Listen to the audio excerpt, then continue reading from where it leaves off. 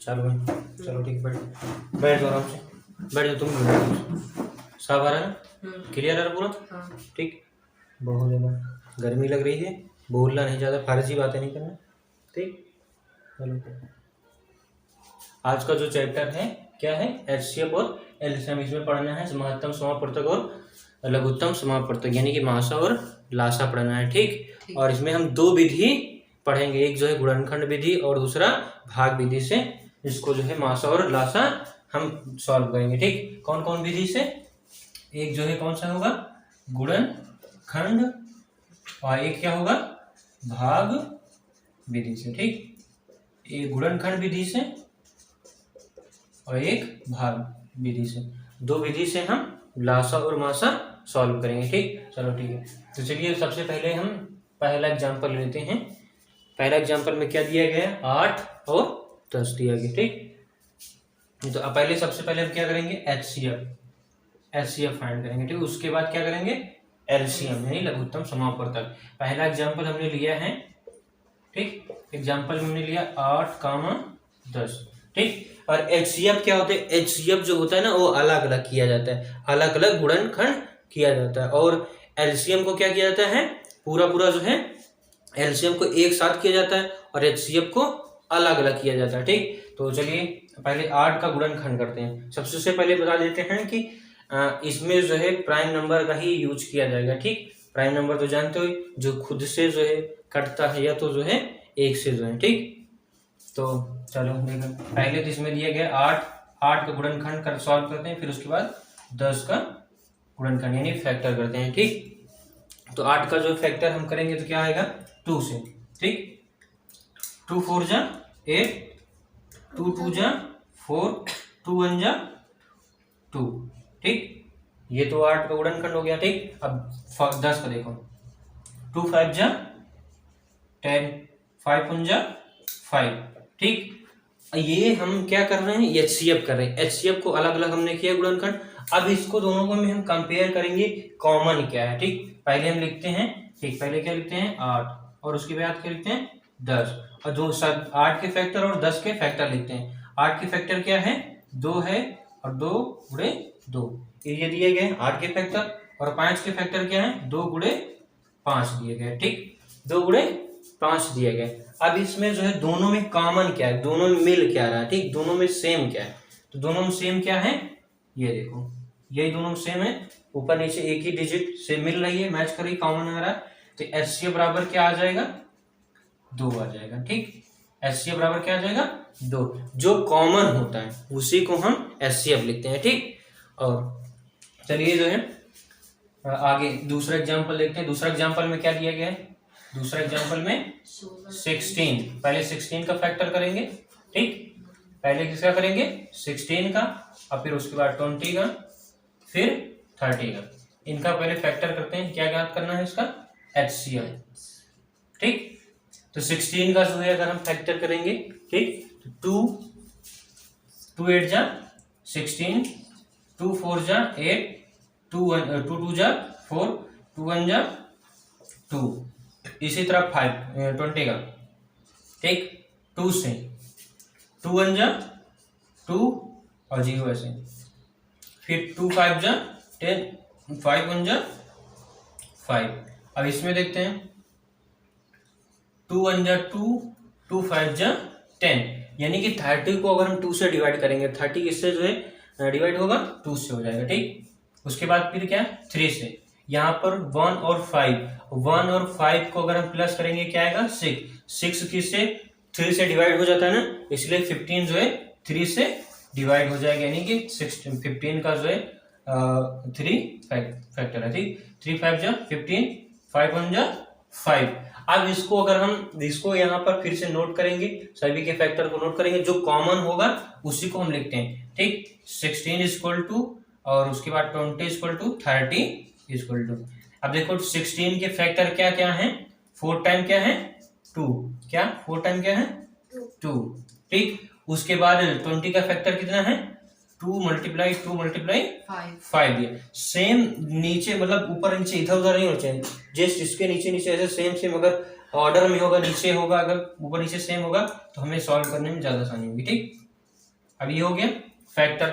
अब इसमें तीनों में हमें मैच करना, जो कॉमन होगा, जो मोस्ट कॉमन होगा, उसी को हम क्या कहते हैं, एचसीएफ कहते हैं। देखो इसमें ये वाली लाइन जो है कॉमन आ रही है ना, और ये और इसमें किसी में कॉमन हो रहा है, पूरे में नहीं हो रहा ना, क्योंकि इसमें 2 है, इसमें 2 है, इसमें नहीं है, इसमें भी 2, इसमें 2, लेकिन इसमें सब में नहीं है, इसमें 3 है तो इसमें सब में 3 नहीं, इसमें 5 है तो इसमें नहीं, और इसमें है। जो चीज हो, जो नंबर हो सभी में हो, नहीं तो फिर वो एचसीएफ नहीं होगा। जैसे कि इसमें देखो एक ही, इसमें भी 2 मिला है, इसमें भी 2 मिला, इसमें भी 2 मिला, तो इसीलिए इसका एचसीएफ क्या हो जाएगा, 2 हो जाएगा। ठीक, तो ये क्या हो जाएगा, ये गुणनखंड विधि। ये कौन सी विधि से है, गुणनखंड विधि से। ठीक, ये पहला क्या हो गया, गुणनखंड विधि से। ठीक, अब दूसरा चलो देखते हैं भाग विधि से कैसे करते हैं। ठीक, भाग विधि से इसको नोट करना तो नोट कर लेना, बाद में जब इसको रीड करना तो नोट कर लेना। ठीक,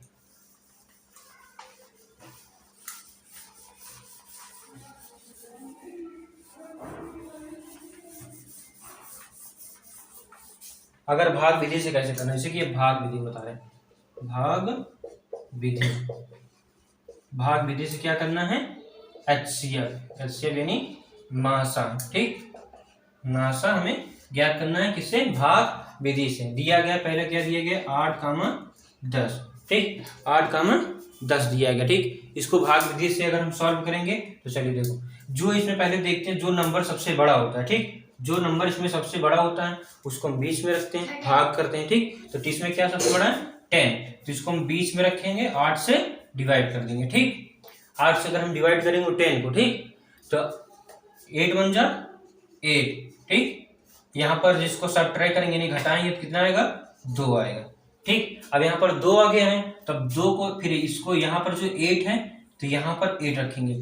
कब, जब तक इसको करते रहेंगे, कब तक इसको करेंगे, जब तक यहाँ पर रिमाइंडर 0 ना जाए। जहाँ पे 0 रिमाइंडर आ जाएगा फिर वहीं रुक जाना। ठीक, नहीं तो फिर जैसे कि यहाँ पर 10 को हमने 8 से डिवाइड किया था, ठीक, तो यहाँ पर 2 आ गया था रिमाइंडर, यानी कि शेष पर 1 आ गया था क्वोटिएंट भाग पर। अब देखो यहाँ पर 2 हो गया, तो इसको अब जो यहाँ पर रहेगा भाग, जिसे भाग देते हैं उसको बीच में रखेंगे। ठीक, इसको उठाकर हमने यहाँ पर बीच में रखा, तो अब इसको 8 को हम 2 से भाग देंगे, तो 2 4 जा 8 हो जाएगा। ठीक, ये कैंसिल हो जाएगी, यानी कि 0 आ गया। ठीक, यहाँ पर 0 आ गया, तो अब यहाँ पर अगर यहाँ पर रिमाइंडर 0 आ गया, शेष पर अगर 0 आ जाता है तो इसका जो, जिससे हम भाग देते हैं, ठीक, जिससे हम भाग देते हैं वही हमारा क्या होता है, एचसीएफ होता है। ठीक, एचसीएफ इसमें क्या हो जाएगा, जो अगर जिससे हम भाग दिए, भाग देने पर अगर 0 आ जाता है रिमाइंडर यानी शेष पर, तो वही हमारा क्या हो जाता है, एचसीएफ। एचसीएफ 2, देखो गुणनखंड विधि से हमने जब किया था 2 ही एचसीएफ आया था ना, आया था ना, तो वैसे ही जो है अब इसको हमने किया भाग विधि से भी, देखो 2 ही आया है। ठीक, अब इसी तरह जो है ये तीसरा लेते हैं, थोड़ा बड़ा सा। ठीक,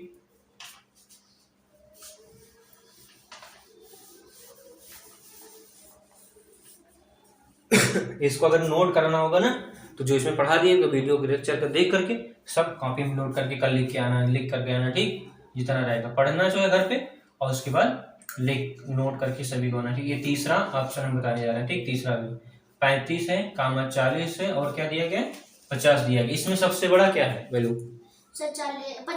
50 है ना, तो सबसे बड़ा वैल्यू 50 है, तो 50 को हम बीच में रखेंगे, और 50 से छोटा क्या है, 40 से भाग देंगे। ठीक, तो 40 से करना क्या होगा, 40 यानी कि 41 जा 40। ठीक, अब इसको सब्ट्रैक्ट करेंगे, माइनस करेंगे तो 0 आएगा, 1 आएगा, 10, तो यहाँ पर हम 40 को यहाँ पर बीच में रखेंगे क्योंकि रिमाइंडर 10 आ गया, तो इसको इसी तरह हम करेंगे।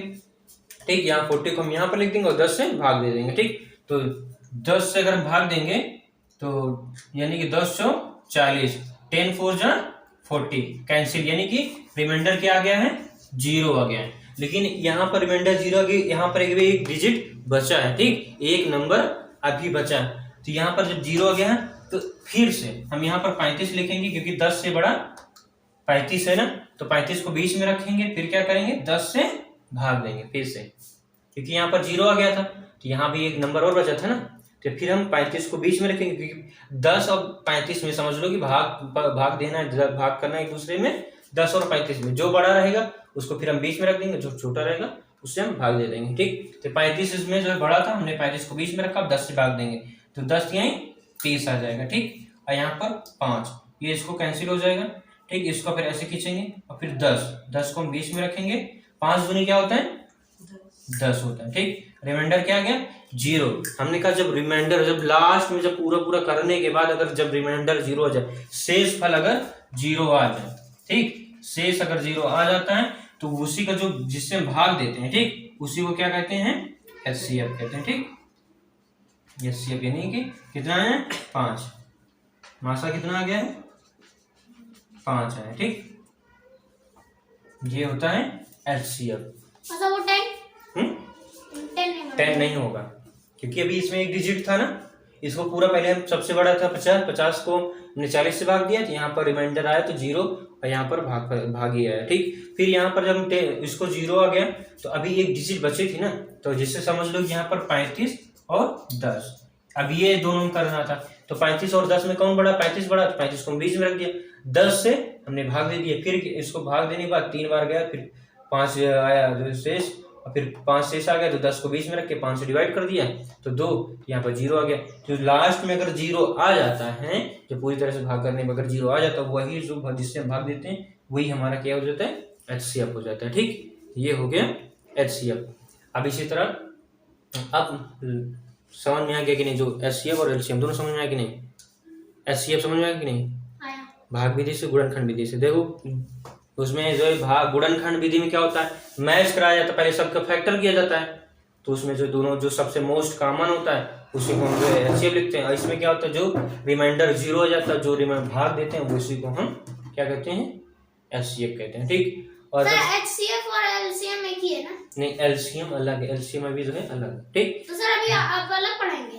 HCF उसको अभी LCM पढ़ा रहे। ठीक, इसमें क्या है 35 और 40 का पूरा कर दिया। अच्छा ये बताओ कि जो है LCM सॉरी भाग विधि आसान था कि गुणनखंड विधि? गुणनखंड विधि आसान है, भाग विधि में सबसे आसान होता है क्योंकि इसमें जो है कॉमन हमें देखना नहीं होता, भाग करते चले जाओ, 0 आ जाए तो जिससे हम भाग देते वही हमारा भाग वो जो है आंसर आ जाता है HCF हो जाता है। फिर इसको मिटाएंगे, इसको स्किप करके वीडियो में नोट कर लेना। ठीक।